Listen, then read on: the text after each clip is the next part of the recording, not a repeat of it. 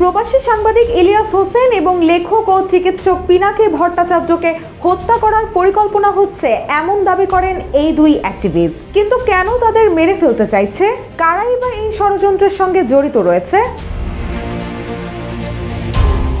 America এবং France থেকে গত কদিন ধরে নানাভাবে হুমকি দেওয়া হচ্ছে বলে এক ফেসবুক পোস্টের মাধ্যমে জানিয়েছেন ইলিয়াস হোসেন। তিনি তার পোস্টে উল্লেখ করেন, আমেরিকা এবং ফ্রান্স থেকে গত কদিন ধরে আমাকে, কনক সারোয়ার এবং পিনাকি ভট্টাচার্যকে নানাভাবে হুমকি দেওয়া হচ্ছে। বিশেষ করে পিনাকি ভট্টাচার্যকে সরাসরি হত্যার হুমকিও দেওয়া হয়েছে বলে জানান ইলিয়াস হোসেন। বিদেশে পলাতক আওয়ামী লীগ নেতা কর্মীদের বিভিন্ন পেজের কথা উল্লেখ করে তিনি আরো জানান, কোন একটি পেজ থেকে পিনাকি ভট্টাচার্যের পরিবারের বিস্তারিত তথ্য দিয়ে একটি পোস্ট করা হয়েছে।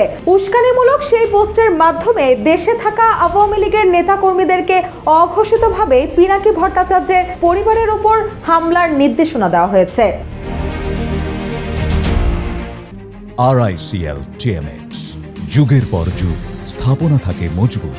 আওয়ামী লীগের নেতা কর্মীদের হুঁশিয়ারি জানিয়ে এই সাংবাদিক আরো লেখেন, দেশে থাকা কোনো আওয়ামী লীগ যদি পিনাকির পরিবারের কোনো ক্ষতি সাধনের চেষ্টা করে, তাহলে আওয়ামী লীগের কারো পরিবার দেশে অক্ষত থাকবে না। সারা দেশে একযোগে আওয়ামী লীগের পরিবারের ওপর হামলার নির্দেশ দেওয়া হবে।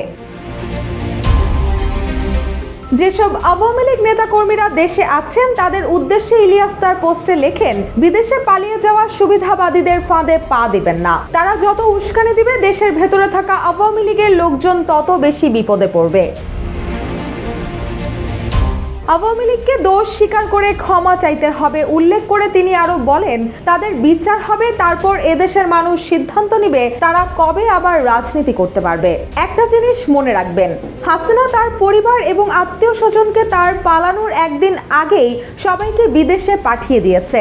আপনাদের কথা চিন্তা করে নাই। আমরা আওয়ামী লীগের কারো অপরাধের জন্য তাদের পরিবারের ওপর প্রতিশোধে বিশ্বাসী না। অতএব নিজেদের বিপদ নিজেদের ঘাড়ে ডেকে আনবেন না বলে সতর্ক করেন তিনি। এর আগে লেখক ও ব্লগার পিনাকি ভট্টাচার্য তার এক ভিডিও বার্তায় বলেন, তাকে হত্যার জন্য পরিকল্পনা করছে আওয়ামী লীগ। তিনি দাবি করেন, আওয়ামী লীগের কিছু নেতাকর্মীরা একটি অনলাইন মিটিংয়ে আলোচনা করেন তাকে ফ্রান্সে মারলে মৃত্যুদণ্ড হবে না, বরং 10-12 বছরের জেল হতে পারে। ফ্রান্সে কি বাংলাদেশি মানুষ নাই? পিনাকি এসব করছে আর বাংলাদেশি মানুষ বসে আছে। তখন পিনাকির গলা কেটে দেওয়ার কথা বলেন এক আওয়ামী লীগ কর্মী। রুশাসুর, জয় জয় দিন।